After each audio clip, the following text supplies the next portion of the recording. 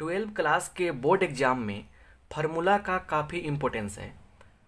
हर exam में देखा गया है कि लगभग 20 से 25 क्वेश्चन डायरेक्ट फार्मूला के बेस पर आता है। फार्मूला पुटिंग क्वेश्चन रहता है। इसलिए आपको हम पूरे चैप्टर का, जितने भी चैप्टर हैं 12 में, 1 से लेकर 13 चैप्टर हैं, 13 चैप्टर हैं, सबका हम निचोड़ बता दे रहे हैं, फार्मूला बता दे रहे हैं। एग्ज़ाम में जाने से पहले एक बार ज़रूर देख लीजिएगा और तब एग्ज़ाम में एंट्री कीजिएगा। तब देखिए आपका कितना अच्छा हाल बन जाता है।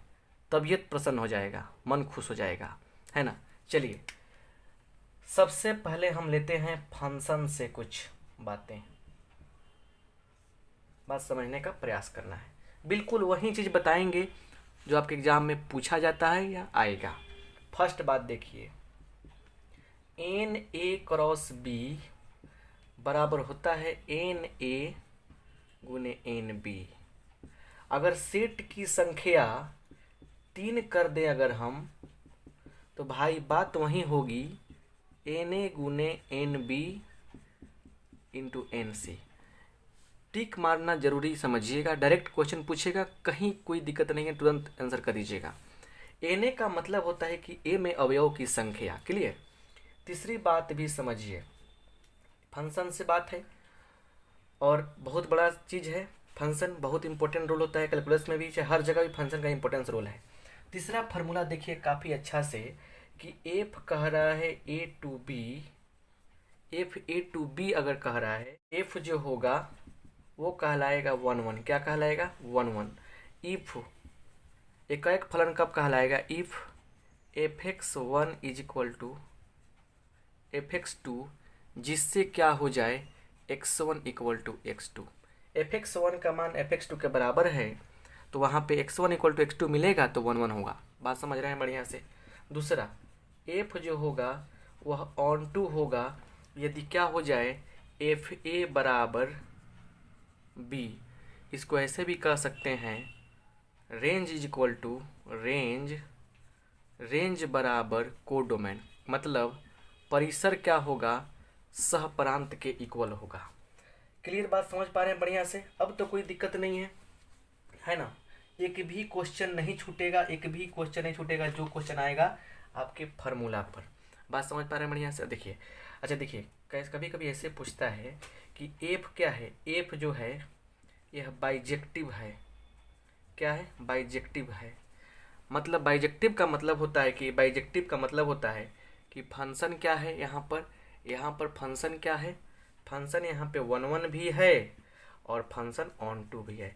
बाइजेक्टिव जो फंक्शन होगा वो 1 1 भी होगा, ऑन टू भी होगा। एक एक बात को समझने का प्रयास कीजिए। सारा फार्मूला आपके मुट्ठी में बहुत कम समय में, है ना। अब हम लोग आईटीएफ से, मतलब इन्वर्स ट्रिग्नोमेट्रिक फंक्शन से इम्पोर्टेंट क्या देखेंगे? फार्मूला देखेंगे। देखिए, काफ़ी आसान चीज़ें हैं, समझने का प्रयास करना है, काफ़ी अच्छा लगेगा आपको और काफ़ी जरूरी। जो इम्पोर्टेंट है उसी को बता रहे हैं। फर्स्ट बात समझिए, साइन इन्वर्स एक्स जब देगा तो बात समझिए, इसके लिए दो चीज़ हैं। डोमेन की जब बात होगी तो इसका डोमेन होता है -1 से 1, साइन के लिए होता है, मतलब एक्स का मान -1 से 1 होता है। और रेंज की जब बात होगी तो क्या होगा? -π/2 से π/2 होता है। साइन इन्वर्स का डोमेन ये होता है, रेंज ये होता है।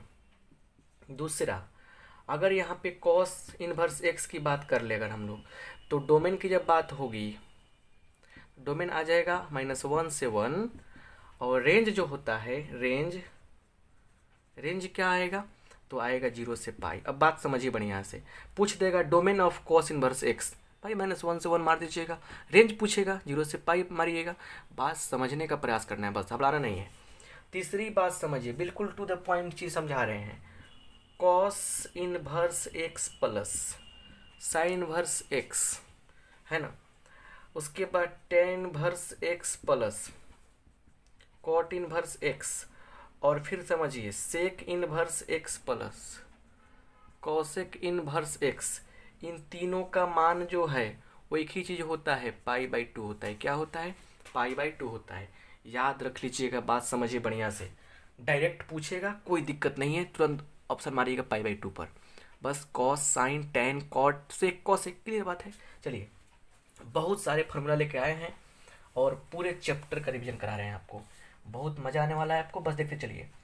और बात समझिए, यहाँ पर चौथा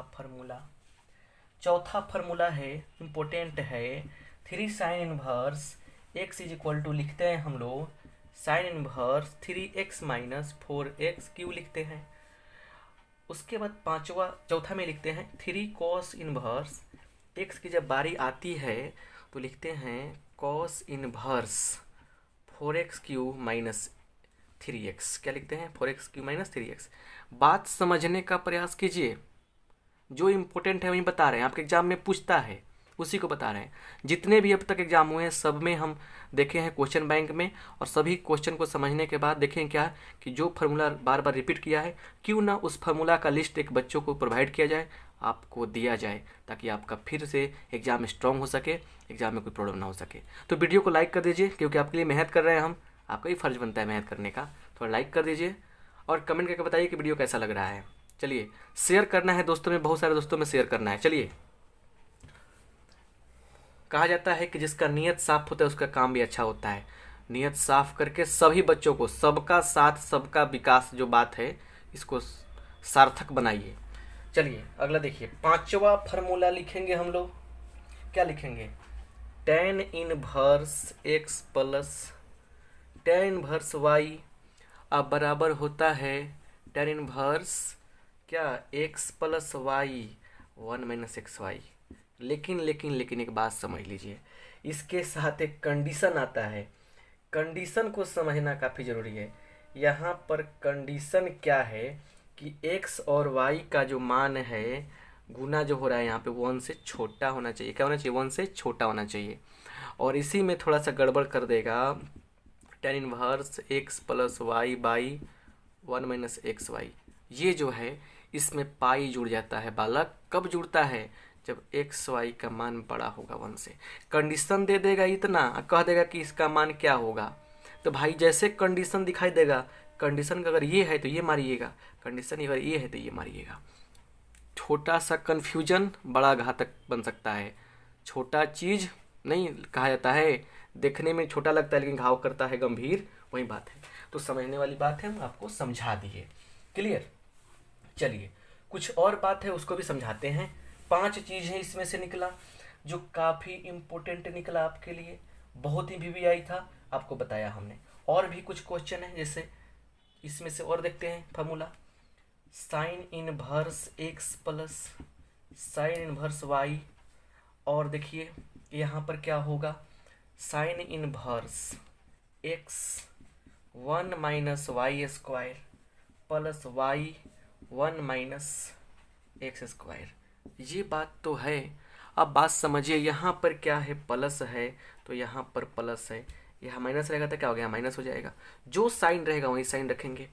चलिए और एक और चीज़ समझ लीजिए, cos inverse x plus cos inverse y का मान क्या होता है। इसके लिए फार्मूला आता है cos inverse x y. Plus है तो माइनस आएगा, उल्टा आएगा। प्लस है तो माइनस आएगा, root over 1 minus x square 1 minus y square, ये चीज़ आएगा, है ना। माइनस रहेगा तो यहाँ प्लस हो जाएगा। बस कुछ नहीं करना है, प्लस है तो माइनस, माइनस है तो प्लस। तो ये रहा इनवर्स ट्रिग्नोमेट्रिक से इम्पोर्टेंट फार्मूला का लिस्ट, जो आपके एग्जाम में पूछा गया है या पूछने की संभावना है। चलिए हम लोग नेक्स्ट भी समझते हैं। अब हम लोग मैट्रिक्स एंड डिटर्मिनेंट से कुछ इंपॉर्टेंट फार्मूला पढ़ते हैं जो आपके एग्जाम में पूछा जाएगा। देखिए बात समझने का प्रयास कीजिए। ए इक्वल टू दिया है ए आई जे एम बाई एन, है ना। तो फर्स्ट बात, ए जो होगा ए इज कॉल्ड, ई को बोलते हैं स्क्वायर मैट्रिक्स। क्या बोलते हैं, स्क्वायर मैट्रिक्स। वर्ग अवयव कब बोलते हैं, कब बोलते हैं स्क्वायर मैट्रिक्स, इफ यदि ऐसा हो कि m बराबर n हो जाए, जिसमें कॉलम और रो की संख्या बराबर होती है, क्या होती है, स्क्वायर मैट्रिक्स होगा वो। दूसरा रेक्टेंगुलर मैट्रिक्स भी कहा जाएगा, रेक्टेंगुलर मैट्रिक्स कहा जाता है। तो इसमें क्या होता है, इसमें क्या होगा, आयताकार अवयव में m नहीं होगा n के इक्वल।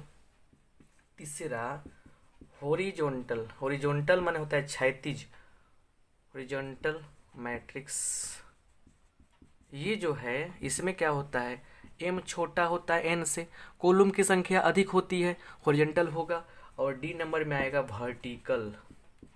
वर्टिकल मैट्रिक्स, ऊर्ध्व आव्यूह कहते हैं इसे।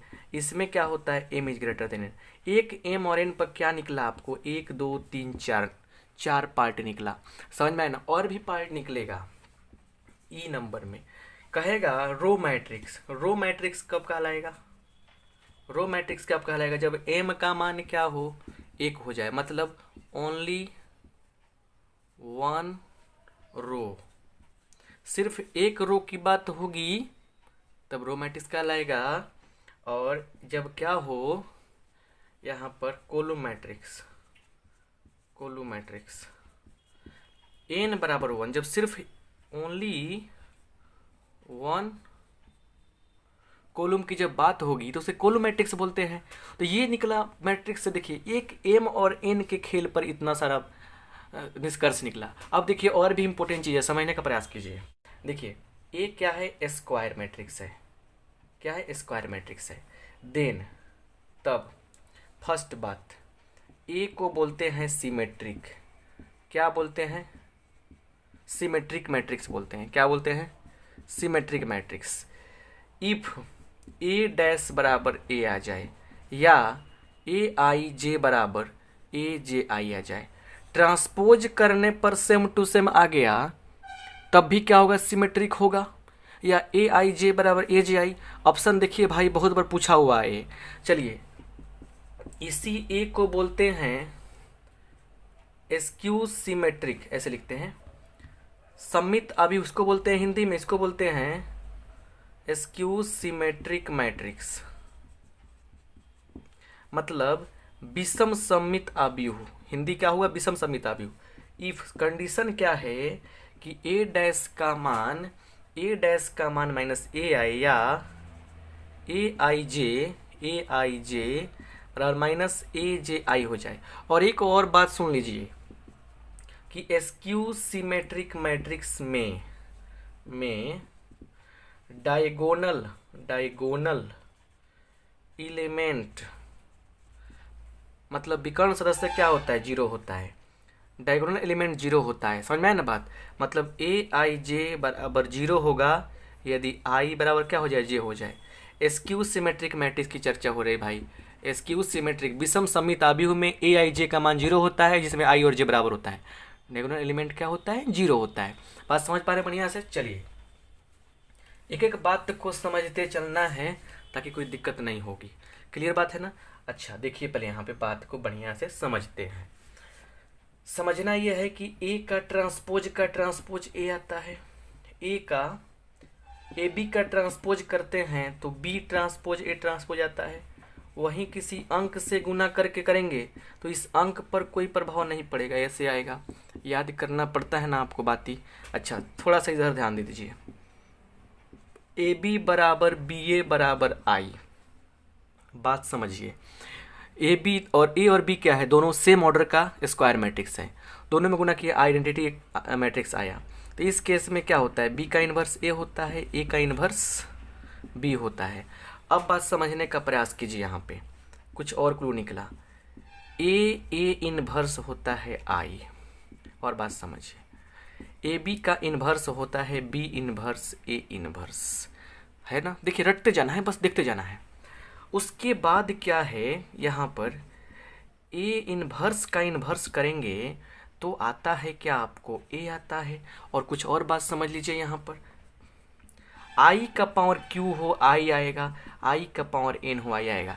आई को कितनी बार गुना कर लें कोई फर्क नहीं पड़ने वाला है, बात पकड़ पा रहे हैं। और एक और चीज़ पकड़ लीजिए, यहीं पे किसी भी मैट्रिक्स में आई से गुना करने पर क्या होता है, वही मैट्रिक्स आता है।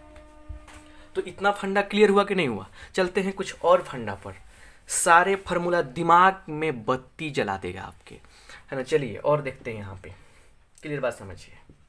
ए इन्वर्स के लिए फार्मूला आता है 1 determinant of A adjoint of A, और शर्त ये है कि ए जो है ना 0 के बराबर नहीं होना चाहिए, 0 के बराबर नहीं होना चाहिए, क्लियर बात है।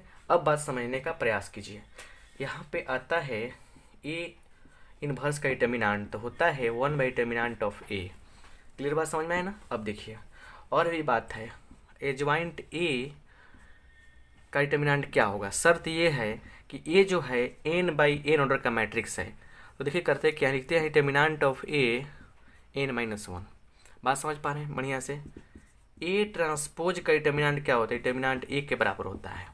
और भी बातें हैं, पूरे चैप्टर का है ना धजिया उड़ जाएगा, अब एक भी चीज़ नहीं छूटने वाला है आपसे। देखिए बात समझना पड़ेगा ना। आई का डिटर्मिनेंट हमेशा 1 होता है, किसी भी ऑर्डर में क्यों ना आए आई का हमेशा क्या होता है 1 होता है, याद रखिएगा, किसी ऑर्डर में क्यों ना आए। बात समझ पा रहे हैं बढ़िया से। एक और बात समझिए, आई का अगर इन्वर्स निकालेंगे तो क्या आएगा, आई ही आता है ना, समझ में कोई दिक्कत तो नहीं है। आई का एडजॉइंट ऑफ आई भी क्या होता है, आई ही आता है। क्लियर। और एक और बात समझ लीजिए, अगर पूछ देगा आपसे एडजॉइंट ऑफ ए बी, तब इसका मान कैसे निकालिएगा। इसका मान होता है बालक एडजॉइंट ऑफ बी गुने एडजॉइंट ऑफ ए, ये भी होता है, याद रखिएगा। सारे चैप्टर का फॉर्मूला आपके मुट्ठी में। क्लियर, कंसेप्ट समझ पा रहे हैं बढ़िया से। जो इंपॉर्टेंट है वही बता रहे हैं आपको। लिमिट और कंटिन्यूटी से भी कुछ फॉर्मूला पढ़ते हैं हम लोग, समझिए बात को बढ़िया से।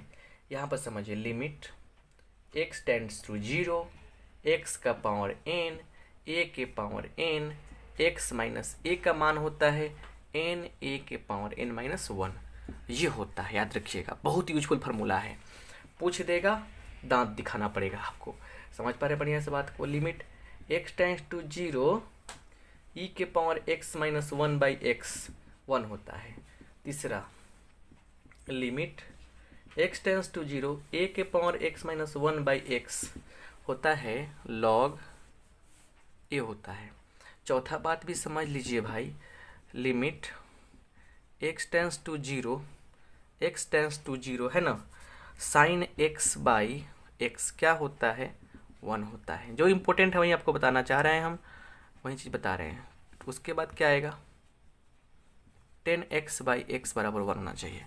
लिमिट का 5 फॉर्मूला है, ये पांचों फॉर्मूला आपके लिए काफ़ी इंपॉर्टेंट रोल प्ले करेगा। बात समझ पा रहे हैं बढ़िया से। अब देखिए कुछ और बातें ये हैं कि देखिए, limit h tends to 0 f a minus h का मान जो है, limit h tends to 0 f a plus h बराबर क्या हो गया, f a आ गया। देखिए इसको बोलते हैं हम लोग लेफ्ट हैंड लिमिट, इसको बोलते हैं हम लोग राइट हैंड लिमिट, इसको बोलते हैं वैल्यू ऑफ फंक्शन का मान। तो बात यह है कि जब left hand limit, right hand limit और फंक्शन का वैल्यू आपस में बराबर होता है तो बोलते हैं कि f(x) क्या है, कंटिन्यूअस है। तो f(x) कंटिन्यूअस होगा एट कितना पर, x इक्वल टू a पर। कब, जब ये कंडीशन लागू होगा तब, कि left hand limit, right hand limit और फंक्शन का वैल्यू के आपस में इक्वल हो। बात समझ पा रहे हैं बढ़िया से, गुड। चलिए आगे की ओर पढ़ते हैं। अब हम लोग डेरिवेटिव से कुछ इंपॉर्टेंट फॉर्मूला पढ़ते हैं। जैसे dc/dx क्या होता है, 0 होता है। कांस्टेंट का डिफरेंशिएशन करने पर आंसर 0 आता है, अर्थात कांस्टेंट का डेरिवेटिव 0 आता है। क्लियर। अब देखिए dx के पावर n/dx क्या आता है, n x के पावर माइनस 1 आता है। डायरेक्ट पूछेगा, दांत मत दिखाइएगा, लिख के आइएगा, ठीक है ना। चलिए dx/dx इक्वल टू 1 होता है। और देखिए d√x/dx, सोचिए जल्दी से क्या आएगा, हम सही लिखे ना यहाँ पर, 2√x होता है, क्या होता है 2√x होता है। क्लियर, यहाँ लिखे थे अच्छा से, थोड़ा सा फ्रेश दिखाई देगा। यहाँ पे d√x/dx क्या आएगा, 1/2√x आएगा। क्लियर। और बात समझिए बढ़िया से, d/dx ऑफ 1/x का आता है minus 1/x²। d/dx of e के पावर x, e के पावर x होता है भाई d/dx ऑफ a के पावर x, a के पावर x log a, और d/dx ऑफ log x ये क्या होता है, तो 1/x होता है। तो देखिए, तो 1 2 3 4 5 6 7 8 8 फार्मूला ये हुआ। अब देखिए कुछ और फार्मूला है, सबको हम लिखते चल रहे हैं ताकि आपका रिवीजन बिल्कुल अच्छा से हो जाए, एग्जाम में क्वेश्चन ना छूटे। चलिए, D sine x by d x क्या होगा, D sine x by d x क्या होगा, तो ये होता है कॉस एक्स, क्या होता है, कॉस एक्स होता है। D cos x by d x क्या होता है, माइनस साइन एक्स होता है। D ten x by d x क्या होता है, बोलिए क्या होता है, 10 का कितना होता है, सेक स्क्वायर एक्स होता है। चलिए, d sec x by d x क्या होगा, ये हो जाता है आपका कितना होता है, बोलिए, ये होता है सेक एक्स इंटू 10x, है ना। D cosec x by d x कितना होता है, minus cosec x into cot x. एक ट्रिक बताएंगे बीच में, समझने का प्रयास कीजिएगा। क्या है, कॉटेक एक्स हो गया, क्लियर। अब बात समझने का प्रयास करते हैं। डी अब क्या मिल गया, सेक हो गया, कॉस सेक हो गया, cot x by d x minus cosec square x. देखिए, जितने भी जो डेरिवेटिव हैं इसमें, जितने भी फंक्शन है जो सी से स्टार्ट होते हैं, उसके आंसर है माइनस होगा। देखिए, सी से स्टार्ट होगा माइनस आंसर में, सी से स्टार्ट हो रहा है आंसर है माइनस है, सी से स्टार्ट हो रहा है आंसर है माइनस है। ट्रिक क्या है कि जितने भी सी से, जैसे कॉस का पूछेगा लो पक्का आंसर है माइनस रहेगा, कॉट का पूछेगा आंसर है माइनस रहेगा, कॉसेक का आंसर है माइनस रहेगा। बात समझ पा रहे हैं, बढ़िया, सब तो क्लियर कंसेप्ट है।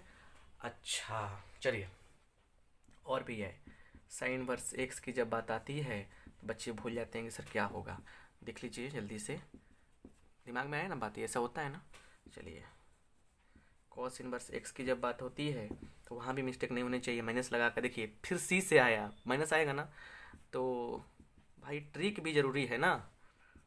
D by d x of 10 inverse x क्या होगा, 1/1 प्लस एक्स स्क्वायर।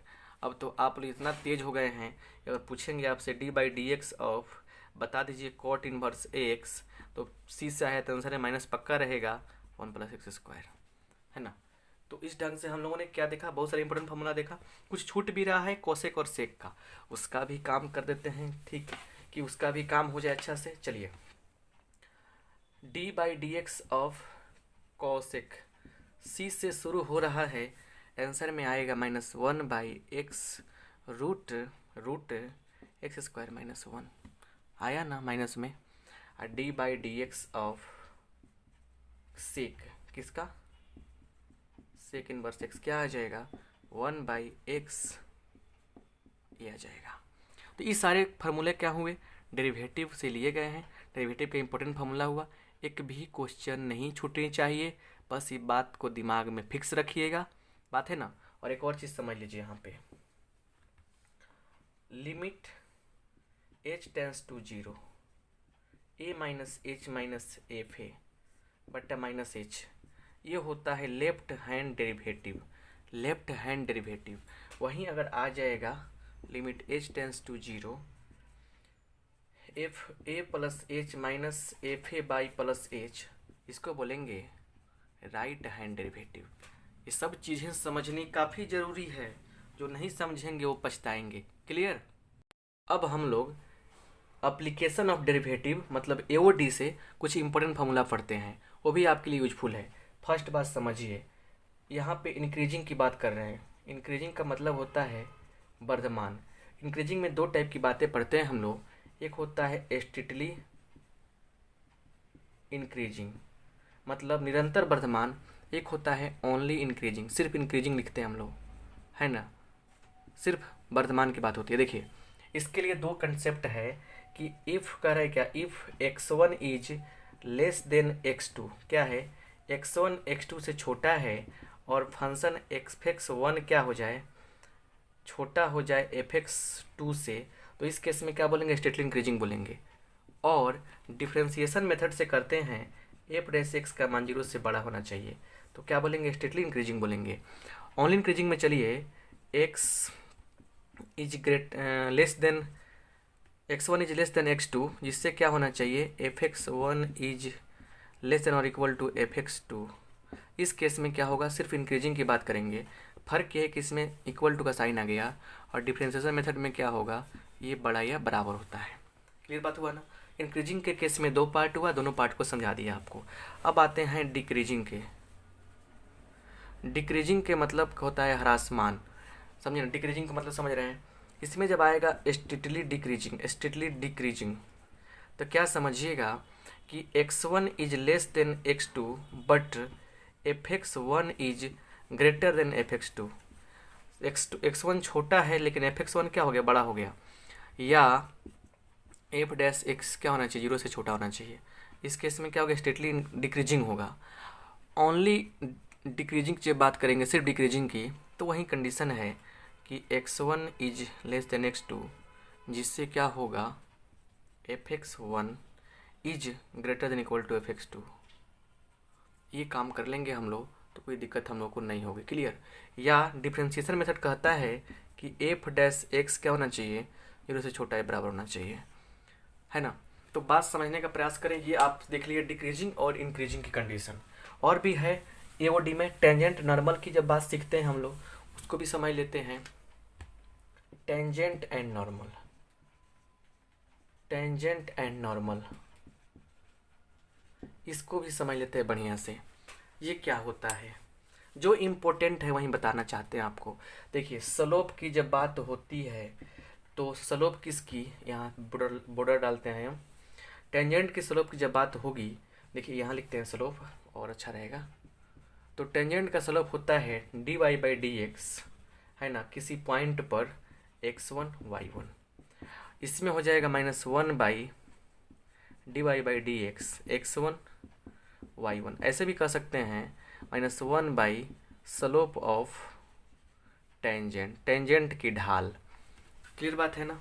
अच्छा, इसकी जब इक्वेशन की बात होती है तो क्या होगा, y माइनस y1 बराबर dy by d x x1 y1, है ना, x माइनस x1। ये बात हो जाएगी। क्लियर बात है? लेकिन यहाँ पर है, इसकी जब बात करेंगे इक्वेशन की, तो क्या होगा, y माइनस y1 बराबर -1 बाई, है ना, dy by d x x1 y1, है ना, इंटू x माइनस x1। बस 2 ही चीज़ें याद रखनी है। और एक और बात समझिए कि जब पैरेलल टू x एक्सिस, जब x एक्सिस का क्या होता है, x एक्सिस, जब x अक्ष के समानांतर की बात होती है तो dy बाई डी एक्स का मान क्या होता है, 0 होता है। मतलब जो आपका नॉर्मल ये टेंजेंट का स्लोप है वो 0 के बराबर होगा। समझ में आ रहा है ना बात? तो क्या होगा, एक्स एक्सिस के पैरेलल कहलाएगा टेंजेंट। क्लियर बात है ना? चलिए अब देखते हैं हम लोग मैक्सिमा मिनिमा के लिए कुछ छोटा सा कंसेप्ट, उसका भी बात समझ लेते हैं। मैक्सिमा और मिनिमा, मैक्सिमा एंड मिनिमा। अब हिंदी में कहते हैं उचिष्ट और निमिष्ट। आप लोगों के कारण हमको हिंदी भी याद रखना पड़ता है। चलिए अच्छी बात है। y equal to f x दिया गया है ना। क्लियर? तो यहाँ पर बात समझिए। फर्स्ट आप करते क्या है, इसमें d y by d x निकालते हैं। क्लियर? First step. सेकंड में क्या करते हैं, d y by d x को 0 के इक्वल करते हैं, जिससे क्या होता है, x का मान मिलता है। मान के चलिए c मिल गया। तो थर्ड काम करना क्या है, आप निकालेंगे d2y by d x two, double derivative. और यहाँ पर क्या है, ये काम करने के बाद देखिए, अगर क्या हो, first d2y by d x two का मान x इक्वल टू सी पर अगर 0 से बड़ा है, ऐसे भी हो सकता है क्या, d2y by d x two का मान c पर 0 से छोटा भी है। तो जब बड़ा होगा तो मिनिमम मिलेगा, उल्टा है, मिनिमम मिलेगा, छोटा होगा तो मैक्सिमम मिलेगा।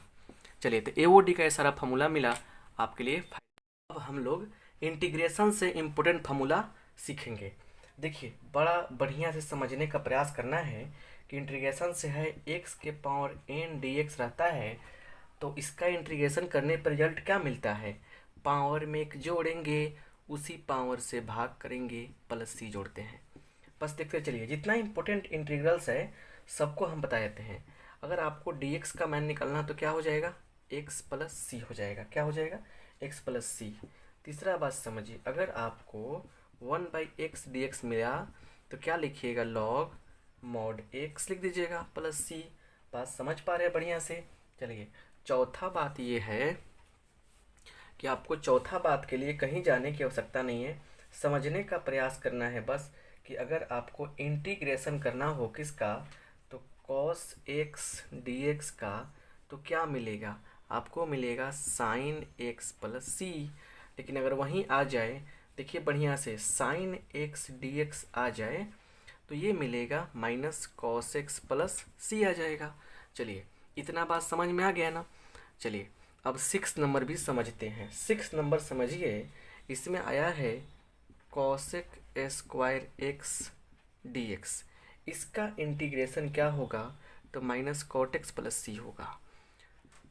7 नंबर में है, यहाँ पर 7 नंबर में है sec square x d x. इसका इंटीग्रल क्या होता है, इसका इंटीग्रल होता है 10x प्लस सी। चलिए 8 नंबर में मिला, 8 नंबर में लेंगे हम लोग integral of sec x 10x into sec x, ऐसे भी कर सकते थे। ये है सेक एक्स प्लस सी का। 9 नंबर में है, देखिए 9 नंबर समझने का प्रयास कीजिए।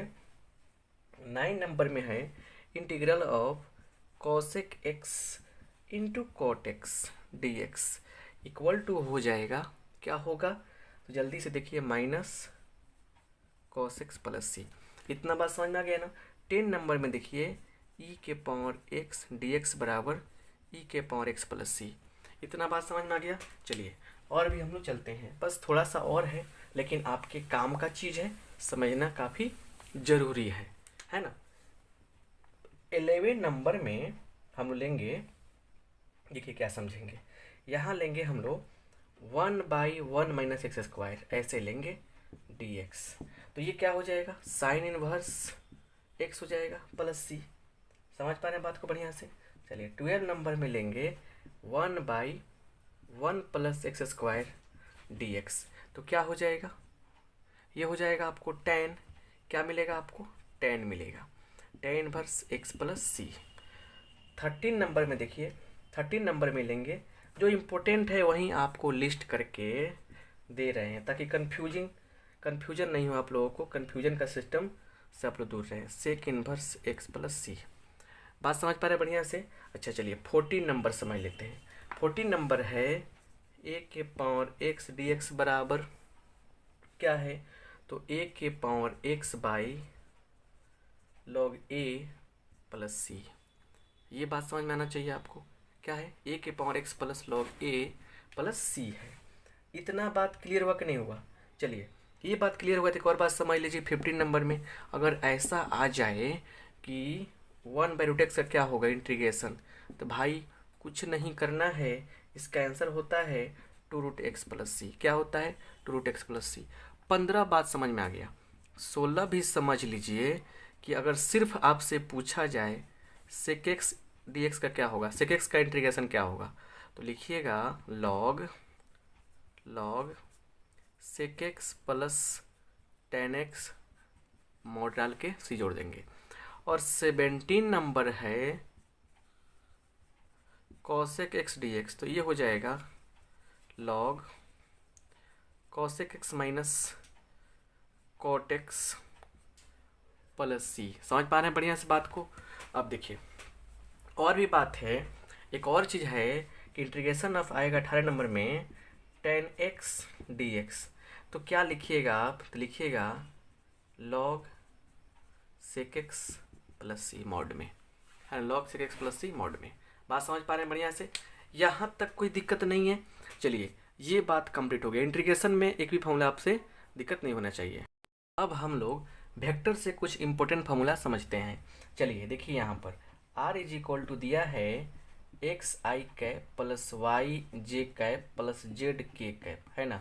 तो r का मॉड क्या होगा, x square plus y square plus z square करके और हम लोग रूट के अंडर कर देंगे।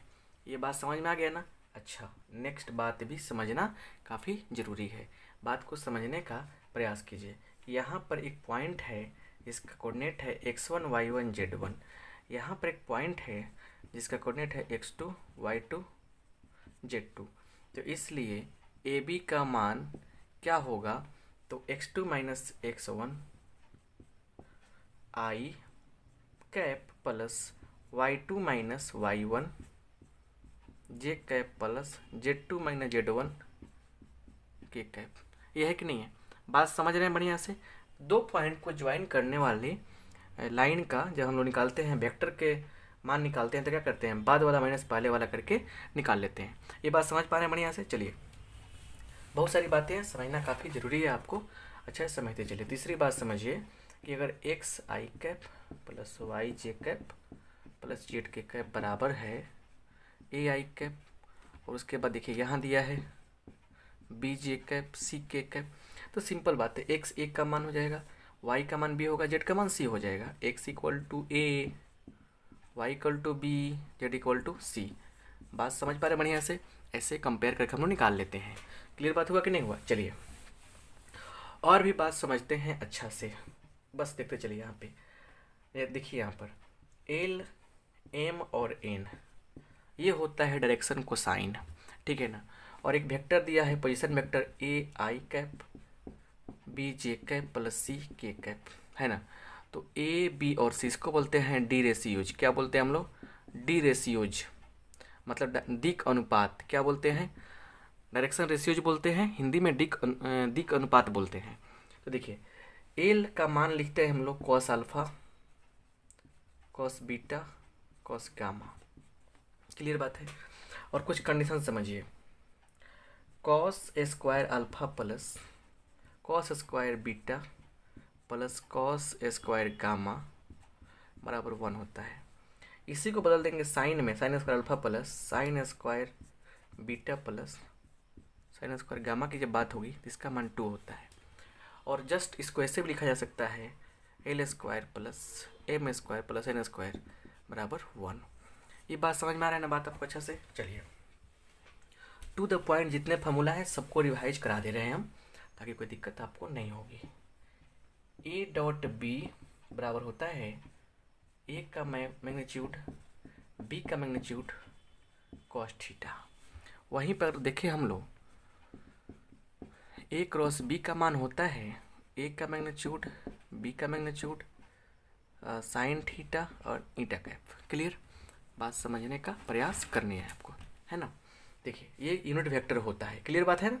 अब देखिए अच्छा से, a dot b dot a के बराबर होता है, लेकिन यहाँ पर a cross b cross a के बराबर जब करते हैं हम लोग, तो वहाँ पे माइनस का साइन लग जाता है। चलिए, और बात को समझना चाहिए, और अच्छा समझते हैं हम लोग। बात ये है कि I dot I J dot J के डॉट के 1 होगा, लेकिन वहीं I dot J I dot के और जे डॉट के, समझ रहे हैं बात को ना। तो ऐसे जब आएगा तो आंसर क्या होगा? 0 होगा। दो अलग अलग में डॉट करेंगे, आंसर 0 होगा। सेम सेम करेंगे, 1 आएगा। अब बात समझना काफ़ी ज़रूरी है, और चीज़ को भी समझने का प्रयास कीजिए। ए डॉट ए का मान होता है मॉड ए का स्क्वायर। यहाँ समझते हैं, आई क्रॉस आई जे क्रॉस जे और इज इक्वल टू के क्रॉस के बराबर 0 वेक्टर होता है ना। देखिए, लेकिन देखिए, अब एक सर्किल ले लेते हैं हम लोग, आई जे और के, ऐसे ऐसे ऐसे चलना है हम लोग को। तो आई कैप क्रॉस जे कैप जब लेंगे तो आगे वाला क्या मिलेगा? के मिलेगा। अच्छा, फिर जब जे क्या है आपका, जे क्रॉस के लेंगे हम लोग, इसके आगे वाला क्या मिलेगा? आई मिलेगा, बराबर आई। फिर क्या मिलेगा? के क्रॉस अगर हम लोग आई लेते हैं तो क्या मिलेगा? जे मिलेगा, है ना। इस तरह से करते हैं हम लोग। क्लियर बात है? और बात समझिए, ए क्रॉस ए का मान 0 वेक्टर होता है। क्लियर बात है?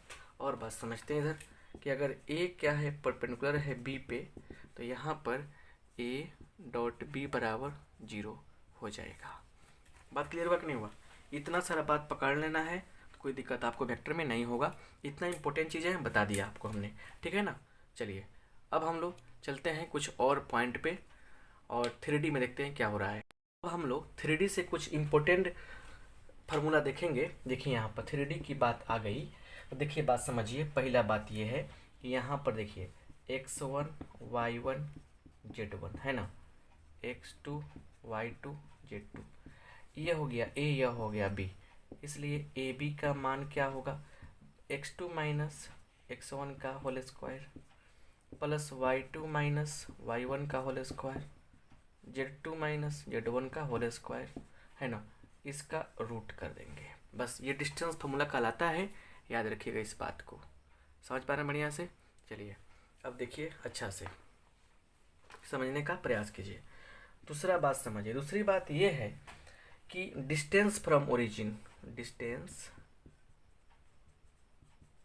फ्रॉम ओरिजिन, मूल बिंदु से डिस्टेंस की जब बात होगी तो क्या होगा, यहाँ पर OP समझिए। OP बराबर मतलब P का कोऑर्डिनेट x y z है, OP बराबर हो जाएगा √x² plus y square plus z square. Clear बात समझ में आ गया ना? और देखिए बहुत सारा चीज़ बताने वाले हैं, बस शांति से मन लगाकर पढ़ते जाइए। क्लियर बात है? चलिए अब बात समझने का प्रयास करते हैं हम लोग अच्छा से, बस टू द पॉइंट वही चीज़ आपको बताना चाह रहे हैं हम, जो क्या हो आपके एग्जाम में आए और आपके लिए हेल्पफुल रहे। क्लियर बात है ना? चलिए यहाँ देखिए, यहाँ पर बहुत सारी चीज़ बताना चाहते हैं हम। देखिए यहाँ पर बात ये है कि एक लाइन L1 है, इसका direction cosine L1 M1 N1 है। एक लाइन L2 है, यहाँ पर सॉरी ऐसे लिखते हैं, L2 है, इसका डायरेक्शन कोसाइन क्या है, L2 M2 N2 है। तो फर्स्ट बात ये है कि cos थीटा का मान आता है L1 L2 plus M1 M2 plus N1 N2, ये आता है फर्स्ट बात। दूसरी बात ये है कि जब लाइन क्या होगा, लंब होगा एक दूसरे पर, तो यहाँ पर L1 L2 plus M1 M2 plus N1 N2 का मान क्या हो जाएगा, 0 हो जाएगा। तीसरा बात यह है कि फर्स्ट लाइन सेकेंड के पैरेलल होगा। समानांतर की जब बात होगी तो L1 बट्टा L2 बराबर M1 बट्टा M2 बराबर N1 बट्टा N2। क्लियर बात हुआ कि नहीं हुआ? चलिए ये बात समझ में आ गया आपको। आगे भी कुछ समझते हैं और अच्छे से कंसेप्ट को समझने का प्रयास करते हैं। चलिए यहाँ देखिए, यहाँ पर क्या है, सिंपल बात समझिए कि कंडीशन क्या है। देखिए पहले बहुत बढ़िया से बात को समझना है कि एक पॉइंट दिया गया है। क्या दिया गया है? पॉइंट है x1 y1 z1 है ना, मतलब ऐसे समझे हम लोग तो कोई लाइन है ऐसे जा रहा है जो एक पॉइंट से भी क्रॉस कर रहा है, पॉइंट का नाम P रख लीजिए, इस पॉइंट से भी क्रॉस कर रहा है, इस पॉइंट P नहीं ए रखिए, ए रखिए आप, पॉइंट A से क्रॉस कर रहा है, और फिर एक वेक्टर के क्या है, पैरेलल भी है, वेक्टर B के पैरेलल भी है। तो किसी वेक्टर B के पैरेलल है, यहाँ अच्छा से लिखते हैं, देखिए समझिए बढ़िया से, ऐसे वेक्टर B के पैरेलल है अगर, तो इस लाइन का इक्वेशन क्या होगा। देखिए फर्स्ट वेक्टर फॉर्म में क्या होता है, वेक्टर फॉर्म में लिखते हैं हम लोग r equal to vector r equal to a plus lambda vector b, और दूसरा होता है कार्टेशियन फॉर्म में होता है x माइनस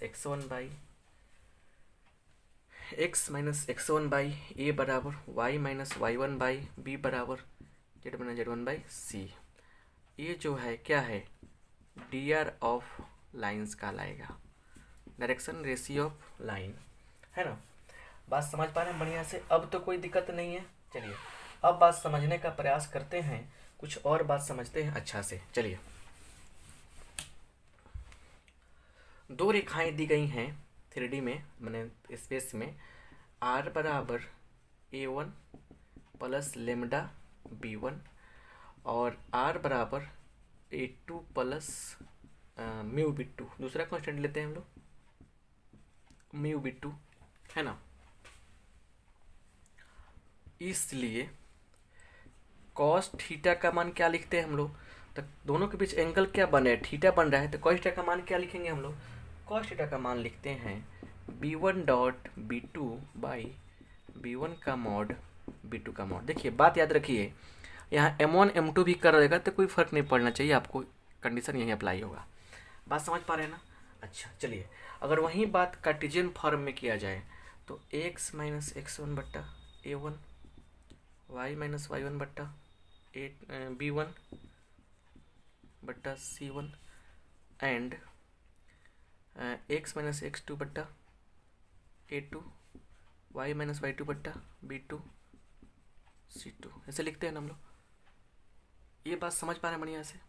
अच्छा देखिए, जब ये बात समझ पा रहे हैं बढ़िया से, तो इसलिए फर्स्ट बात ये है कि कॉस थीटा का मान हो जाएगा a1 a2 b1 b2 plus c1 c2 बट्टा a1 का स्क्वायर प्लस b1 का स्क्वायर प्लस c1 का स्क्वायर, ऐसे कर देंगे गुना a2 का स्क्वायर प्लस b2 का स्क्वायर प्लस c2 का स्क्वायर, ऐसे हम लोग कर देंगे। क्लियर बात है ना?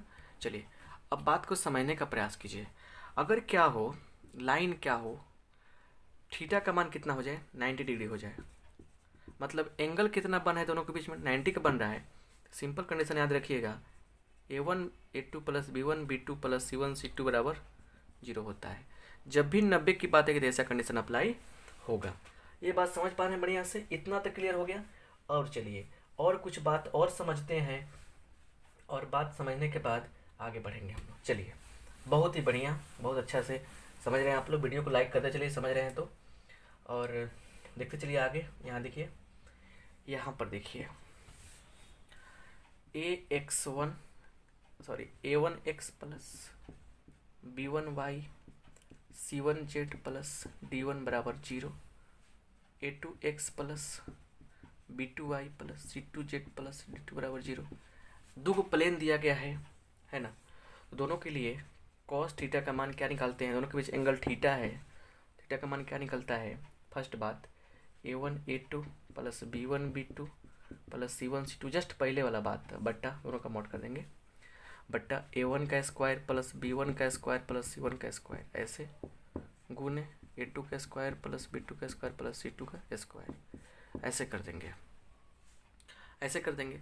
चलिए फर्स्ट बात, अगर क्या हो, प्लेन्स जो है, प्लेन ये समतल है, पैरेलल होगा तो a1 बट्टा a2 बराबर b1 बट्टा b2 बराबर c1 बट्टा c2 हो जाएगा। और दूसरा है कि परपेंडिकुलर की बात होगी तो क्या होगा, a1 a2 b1 b2 plus c1 c2। ये बात आपको याद रखना है, कोई दिक्कत आपको नहीं होगी। चलिए इस तरह से थ्री का भी कंसेप्ट क्लियर हुआ। अब हम लोग थोड़ा सा प्रोबेबिलिटी का बात भी समझ लेते हैं, प्रोबेबिलिटी का कंसेप्ट भी समझ लेते हैं। बस छोटा सा कंसेप्ट है, ज़्यादा फॉर्मूला नहीं है इम्पोर्टेंट इसमें, क्योंकि जो इम्पोर्टेंट है, जो ऑब्जेक्टिव है उससे पूछा जा सकता है, उससे हम रिपीट कर दे रहे हैं। फर्स्ट बात ये है कि प्रोबेबिलिटी ऑफ किसी इवेंट का, मतलब probability of E equal to क्या होता है, एनी बाई एन एस होता है, फर्स्ट बात। दूसरी बात ये है कि probability of P E plus P E dash क्या होता है, 1 होता है। तीसरा कंडीशन बात समझने का प्रयास कीजिए। तीसरा कंडीशन ये है बालक कि प्रोबेबिलिटी का जो मान होता है हमेशा 0 से बड़ा होता है और 1 से छोटा होता है ना? हम ई लिख रहे हैं, ये सब क्या है, ई है। क्लियर बात है? अच्छा देखिए, और आते हैं चौथा बात कि देखिए probability of A union B का मान होता है P A plus P B minus P A intersection B. अच्छा देखिए पांचवा बात, देखिए सिंपल सा बात समझिए, प्रोबेबिलिटी ऑफ ए बट्टा बी का मान होता है एन ए इंटरसेक्शन बी बट्टा एन बी, नीचे वाला लिखते हैं, या probability of A intersection B बट्टा प्रोबेबिलिटी ऑफ नीचे वाला इवेंट का प्रोबेबिलिटी। क्लियर? अच्छा बात समझने का प्रयास करते हैं। छठा बात ये है कि कह रहा है कि if A and B are independent, स्वतंत्र घटनाएं हैं, तो पी ए इंटरसेक्शन बी बराबर पी ए गुने पी बी होगा। तो ये सब चीज़ें छोटी छोटी चीज़ें हैं, बता दिया आपको हमने। और बेज थ्योरम क्या है, टोटल प्रोबेबिलिटी थ्योरम क्या है, सबको यहाँ पे नहीं रख रहे हैं क्योंकि उसको याद करना मुश्किल है, वो आपके एग्जाम में डायरेक्ट फॉर्मूला के रूप में नहीं पूछा जाता है। क्लियर बात है ना? बहुत बहुत धन्यवाद आप सबका। वीडियो अच्छा लगा है तो शेयर जरूर कीजिएगा दोस्तों में, और कमेंट करके बताइएगा कि वीडियो कैसा लगा। बहुत बहुत धन्यवाद आपका। बेस्ट ऑफ लक आप सबको, एग्जाम आपका अच्छा जाएगा, ये मेरी शुभकामनाएं हैं।